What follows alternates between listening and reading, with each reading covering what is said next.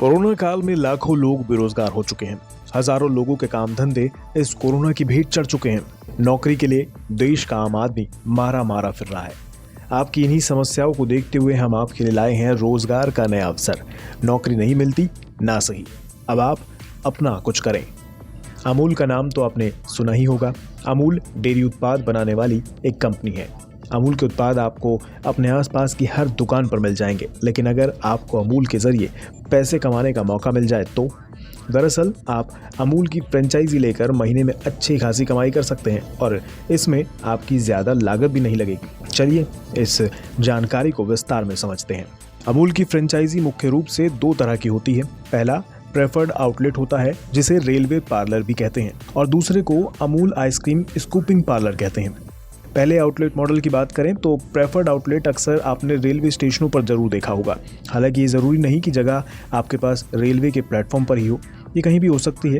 इस तरह के पार्लर की फ्रेंचाइजी लेने के लिए आपके पास 100 से 150 स्क्वायर फुट एरिया की जगह होनी चाहिए। साथ ही 25,000 का सिक्योरिटी डिपॉजिट लिया जाएगा, जो कि रिफंडेबल अमाउंट है। इसके अलावा फर्नीचर और वर्किंग कैपिटल के रूप में अधिकतम 2 लाख लगेंगे। फ्रीजर जैसे कुछ इक्विपमेंट भी आपको खरीदने की ज़रूरत होती है। इसके अलावा दूसरे मॉडल यानी आइसक्रीम स्कूपिंग पार्लर की बात करें तो ये थोड़ा ज़्यादा निवेश वाला है। इसके लिए मिनिमम एरिया 300 से 350 स्क्वायर फीट का होना चाहिए। सिक्योरिटी फीस के रूप में इसमें 50,000 रुपये जमा करने होंगे और ये भी रिफंडेबल अमाउंट है। और पार्लर खोलने के लिए कम से कम 5 से 6 लाख रुपये इन्वेस्ट करना होगा। अब आते हैं कमाई पर, मतलब लगभग 2.5 लाख या 5 से 6 लाख खर्च करने के बाद आपको महीने में फ़ायदा क्या होगा। अमूल की फ्रेंचाइजी लेकर आपको क्या मिलेगा, तो शुरू करते हैं अमूल के दूध से। अमूल के हर मिल्क के पाउच पर 2.5% का मार्जिन मिलता है। वहीं चीज़, बटर, लस्सी, घी, क्रीम जैसे प्रोडक्ट्स पर 10% का मार्जिन मिलता है और आइसक्रीम जैसे प्रोडक्ट्स पर 20% का मार्जिन मिलता है। इसके अलावा recipe based ice cream, milk shake, baked item जैसे पिज़्ज़ा, बर्गर, सैंडविच पर 50% तक का मार्जिन मिलता है। इतना ही नहीं, सेल्स टारगेट अचीव करने पर कंपनी की तरफ से स्पेशल इंसेंटिव भी दिया जाता है। दूध का काम ऐसा है कि शुरू होते ही आपकी कमाई शुरू हो जाती है। उस लिहाज से देखें तो एक अनुमान के तौर पर अगर आपसे एक दिन में 100 लोग 56 रुपये वाला अमूल का दूध लेते हैं तो 2.5% के मार्जिन के हिसाब से हर रोज़ के आपको 140 रुपये की बचत होगी, यानी महीने में 4,200 रुपये केवल दूध से कमाई होगी। बता दें, अमूल का दूध बाकी प्रोडक्ट के मुकाबले में सबसे कम मार्जिन वाला उत्पाद है। वहीं अगर आप आइसक्रीम की बात करें तो इस पर तो 20% का मार्जिन मिलता है, यानी अमूल की कोई 200 रुपये वाली आइसक्रीम पर 40 रुपये तक आपके, और अगर आप 200 रुपये वाली 50 आइसक्रीम दिन में बेच लेते हैं तो फिर 20% के हिसाब से 2,000 रुपये आपकी दिन की कमाई हुई, और पूरे महीने इसी तरह की बिक्री करने पर कमाई 60,000 रुपये होगी।